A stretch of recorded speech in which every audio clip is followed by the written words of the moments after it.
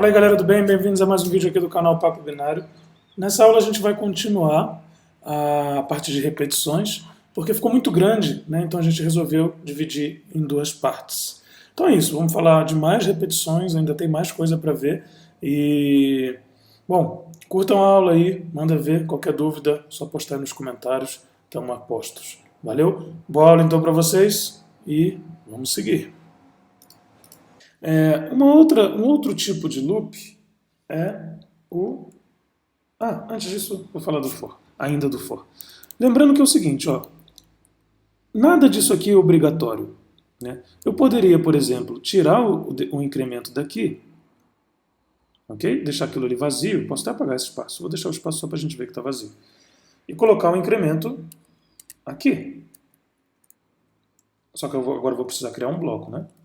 Porque eu tenho duas linhas de código dentro do for. Ok? Funcionaria igual. Já vou deixar aqui o GCC para executar tudo numa linha só. Então ele compila e depois roda. Né? Botei o ponto e vírgula aqui do bash, vai dar outro comando, depois ele roda. Aí. Ok? Aliás, o mais interessante aqui no bash seria fazer assim. Que ele só vai rodar se a compilação der sucesso. Se a compilação não ocorrer, se eu deixar um erro, por exemplo, se eu tirar esse ponto e vírgula aqui, vai dar erro. Né? Então, aí ele não tenta rodar o programa. Porque isso daqui não teve sucesso. Então essa linha, o que está à direita do E lógico, né, um AND aqui, tipo do C mesmo, não vai rodar. Vou voltar aqui o nosso ponto e vírgula. Testar. Ok? Compilou e rodou. Legal. Eu poderia também, né, como eu falei antes, tirar essa parte aqui, né, deixar isso vazio e declarar a variável aqui.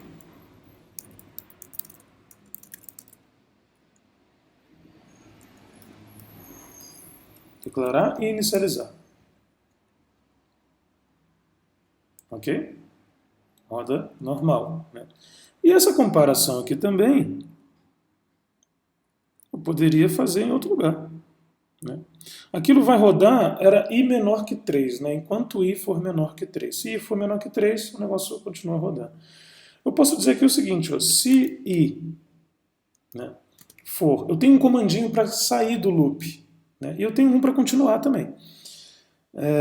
Mas eu teria que sair, o interessante aqui seria sair explicitamente. Eu digo assim, ó, se i for maior que 2, porque 0, 1, 2, né, eu breco, eu saio, eu dou o break. O break sai do loop, na marra. Né? Então, ó, o que vai acontecer ali? Exatamente a mesma coisa. Certo? Como eu falei, o break sai do loop. Se eu colocar o break logo aqui no início, por exemplo, né, a execução nem acontece. Né? Ele quebra o loop, ele sai. Vou apagar ele aqui. Então eu fiz aqui um for, né, todo desmontado. Né? Coloquei um incremento em algum lugar. Aliás, esse incremento, como ele é um pós-incremento, ele pode até acontecer aqui. Ó. Né? Ele vai imprimir o primeiro valor de i, depois incrementa. Só que, claro, né, eu estou criando um monstro. Isso é um loop bem feio. Né? Bem feio. Inclusive, né, se eu quiser isso eternamente, né, o que eu faço aqui? É só eu tirar a condição que quebra o loop. Eu acabei de criar um loop infinito. Né? Isso pode ser útil em alguns casos, mas em geral, nesse tipo de programação aqui, nesse tipo de linha de comando e tal, não sei o que, o loop infinito, normalmente, é um bug. Né? Então, se eu fizer isso aqui, ele vai ficar imprimindo o valor de i até estourar, até ele não conseguir mais incrementar. Né? E por causa do tamanho da variável, né? Do tamanho desse buffer. Aí vai demorar um pouquinho até chegar lá, vou dar um Ctrl C aqui para matar esse programa. Mas eu acabei de criar um loop infinito. Então, quando você vê assim, ó, sem os espaços, inclusive, é comum, né? É um loop que, em princípio, está infinito. Eu tenho que colocar uma condição aqui para ele sair. Né? Aquela condição era i maior que 2, né? Break. Ok? Uma outra coisa que fica implícito aqui é para continuar o loop. Né? Se for maior que 2, sai do loop. E se não for, o que acontece? Ele continua. Né? Tem um comando para isso, que é o continue. Só que não precisa aqui, porque na estrutura do for, quando chega aqui no final, ele já volta aqui para o início. Né? Mas daria certo. Né? Só é desnecessário fazer esse else continue aqui. Ok? Bom, vou botar o for direito aqui, ele está todo destrambelhado. SignInt igual a 0, enquanto i menor que 3, i mais mais. Aí eu tiro daqui e tiro essas 4 linhas horrorosas aqui. Vou deixar o bloco, as chaves, aqui eu não preciso também. Né? Assim ele fica bem mais enxuto. Né? E o efeito é o mesmo. Beleza? Um outro...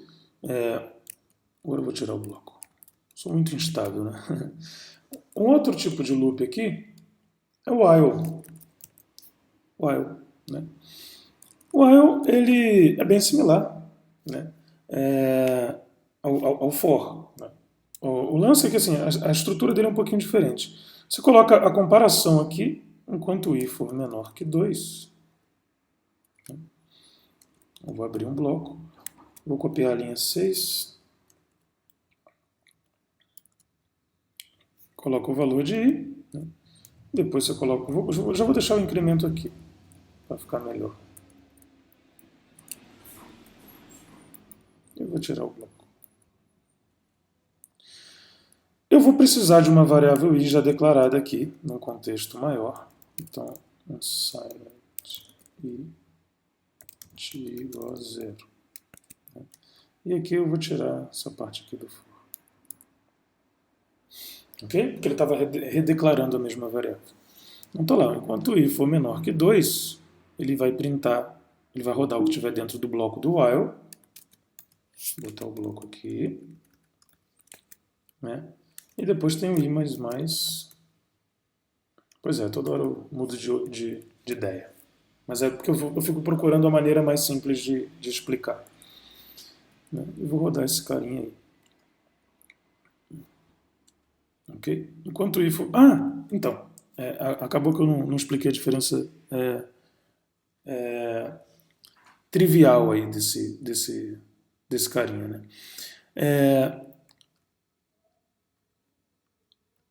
Eu preciso apagar isso aqui, porque senão ele vai incrementar minha variável i. É isso aí. Bom, a diferença aqui então, o que acontece? Só aconteceu esse loop 2 vezes, né? 0 e 1. Por quê? Né? Aqui rola o seguinte, ó, enquanto i for menor que 2, eu fiz errado, era para ser menor que 3. Então esse é o problema. Beleza, e aqui está certinho. E qual a diferença dele para o for? Bom, primeira estrutura, né, você vê que ela é bem diferente, né, do que o for. E, bom, basicamente essa, né? Essa estrutura dele é diferente, tem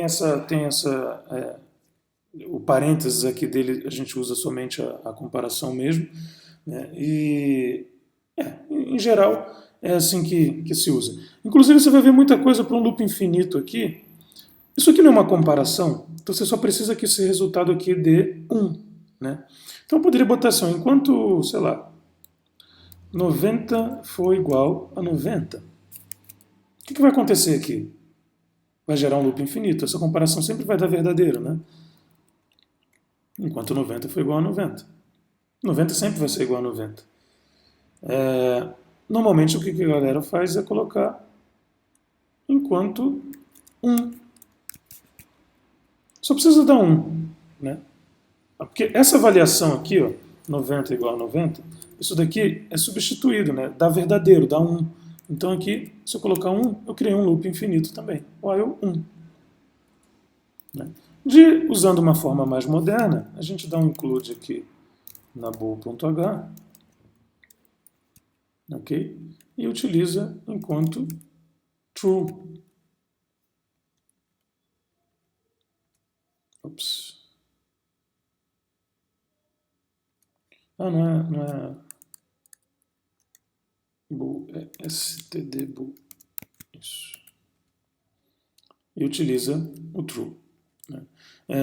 Sem a std bool também daria para fazer com o true maiúsculo, se eu não me engano.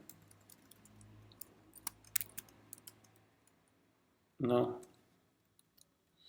Tem uma estrutura aqui, acho que é assim. Bom, não lembro. Mas tem uma forma aqui do... Ou é assim? Bom, tem um booleano diferente. Tudo bem. Vou voltar com a stdbool.h. Aliás, só para matar essa dúvida, vamos ver onde é que está esse carinha aqui. Stdbool.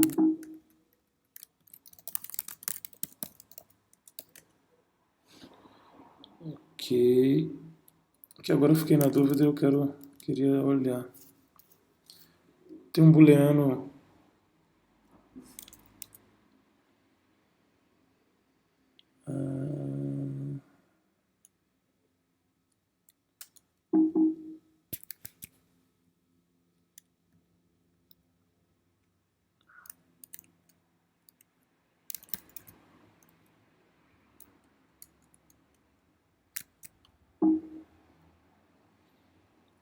Bool, true, 1. Não, é isso mesmo.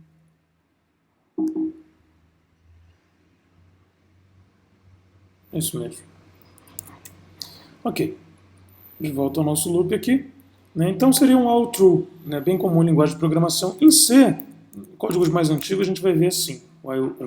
Né? Nos códigos mais novos, você pode encontrar o include aqui da stdbool e um while true.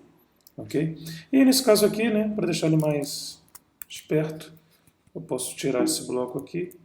É interessante sempre que... Tem gente que prefere usar sempre as chaves, né, usar sempre os blocos. Outras pessoas não. Quando tem um comando só dentro, claro. Que aí isso se torna opcional. E vamos lá. Essa estrutura que eu usei aqui do bash, né, ele vai dar o último comando que você comandou, que começa com o que você escrever, usando essa exclamação na frente. Então, qual foi o último comando que eu dei com a linha GCC, começando por GCC? Foi justamente esse. Ele faz uma busca, né, para trás, acha e encontra isso aí. Eu uso isso normalmente quando... que eu dei vários comandos antes, depois aqui que eu estava procurando o negócio da biblioteca, né, então eu ia ter que apertar para cima várias vezes até achar o comando do GCC. Por isso eu usei essa forma aqui.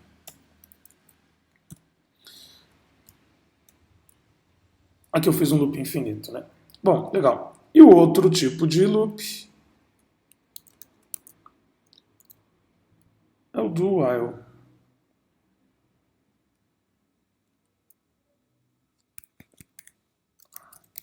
Onde a comparação vem no final, né? Qual a diferença disso aqui? Com a comparação no final, bora ver aqui como é que isso fica. Ops, botei 2 de novo. Ctrl A para dar um incremento aqui. Com a comparação no final, tem que ficar esperto porque essa linha 9 aqui, ela sempre vai rodar pelo menos uma vez. Independente do valor de i. Ó, se eu botar aqui 10 em i já não é maior que 3. Mesmo assim, né, roda uma vez. Por quê? Porque o do é simplesmente faça. Né? Faça isso aqui enquanto essa comparação for verdadeira. Ok? Então é diferente, né, do while. Se eu colocar o while direto aqui em cima, no lugar do while, isso aqui só vai rodar, né, a comparação acontece no início. Primeiro a comparação rola, igual do for, né, e depois vem o 9, a linha 9 ali executada. Ops, o que aconteceu aqui? Peraí.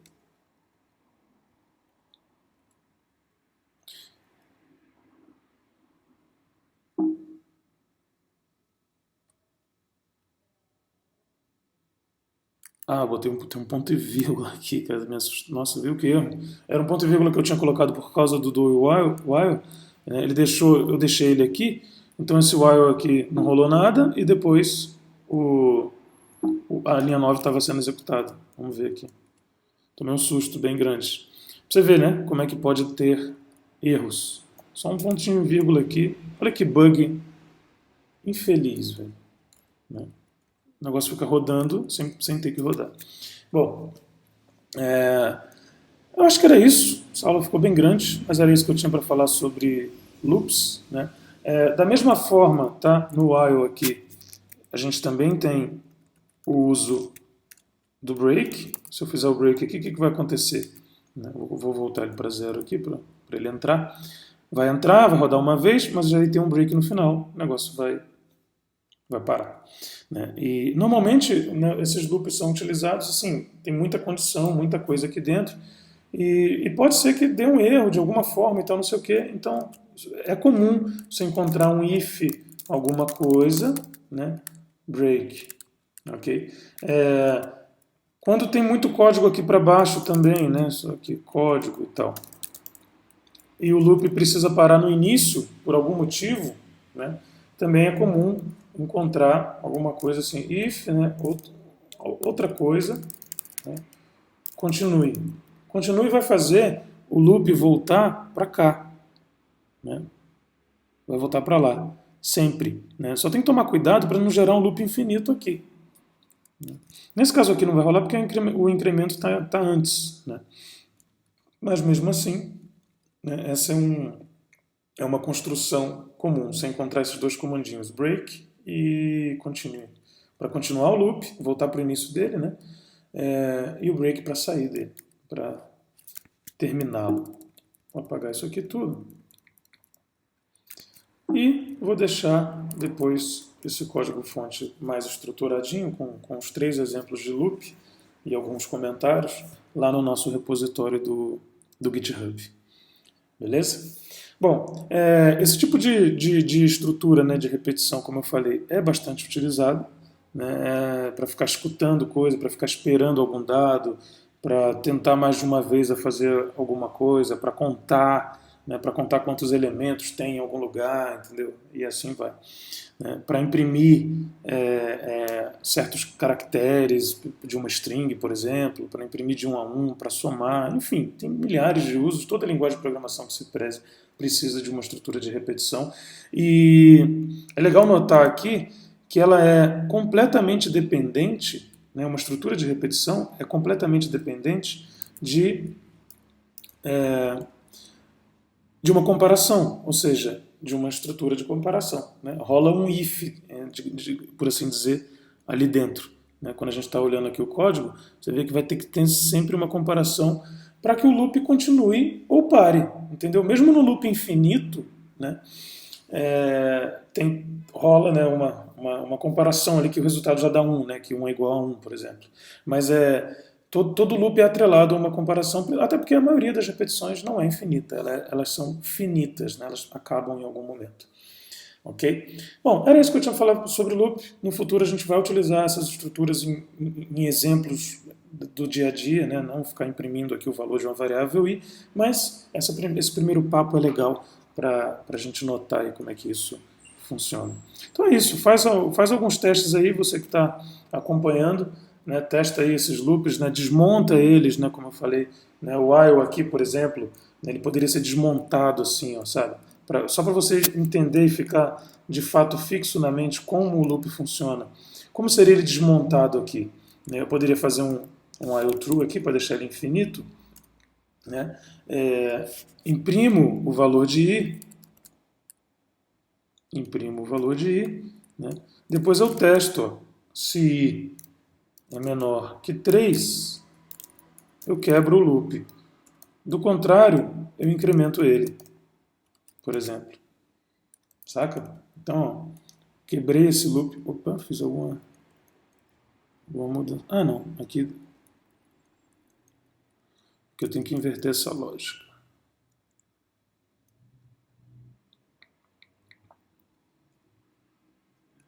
Não.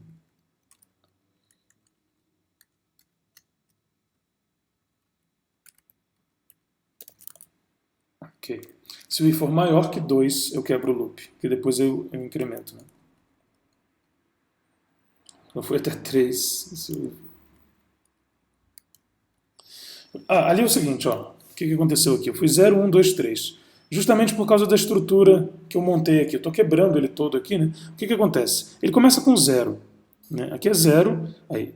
I é maior que 2? Sim. Né? Não, é 0. E aí ele é incrementado aqui, vai para 1.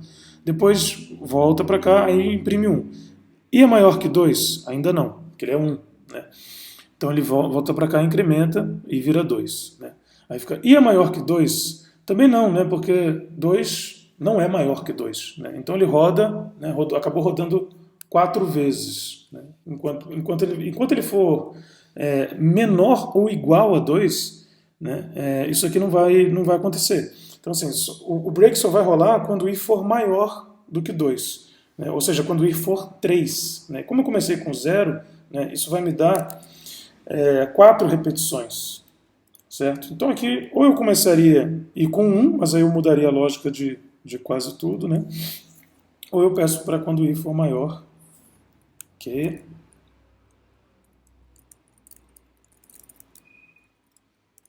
1. Aí sim. Porque quando o i for 2, né? Ou eu poderia colocar assim, ó, quando o i for maior ou igual a 2. Que ele também vai parar quando for 2, assim. Né? Ou maior ou igual a 2 ou maior que 1. Né? Isso aí tem uma dica, porque fica embolado, você vê que eu também fiquei confuso aqui. O que acontece? Quando você quiser parar, né, eu quero que isso aconteça 3 vezes. Né? Então qual é a dica aqui? Você deixar esse número explícito. Né? No for, por exemplo, eu faria né, for, né, igual a 0 e menor que 3. Porque eu já sei que isso vai acontecer 3 vezes. Porque a contagem, né, inicializando em 0, menor que 3, é a mesma coisa que dizer aqui, ó, i igual a 2. Só tem um risco assim, já vou mostrar. Eu vou mostrar esse risco aqui. O que acontece? Dessa forma aqui, não declarei a variável. Aliás, vou colocar dentro do for para ficar mais explicativo. Nossa, estou estendendo muito essa aula, está ficando gigante, mas tudo bem. Dessa forma aqui, tem um risco aqui. Né? Aliás, não, tem um risco quando eu faço isso aqui. Né?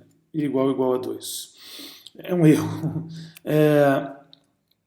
O que acontece? Essa condição aí, né, é importante você garantir que ela aconteça, né, que ela seja válida. Quando eu boto aqui igual a 2, né, como essa condição nunca ocorreu, o for nem entra, né, ele nem começa aqui. Porque o i já começa com 0, aí eu estou falando assim, se i for igual a 2, roda o loop. I não é 2 porque é 0, já era. Né?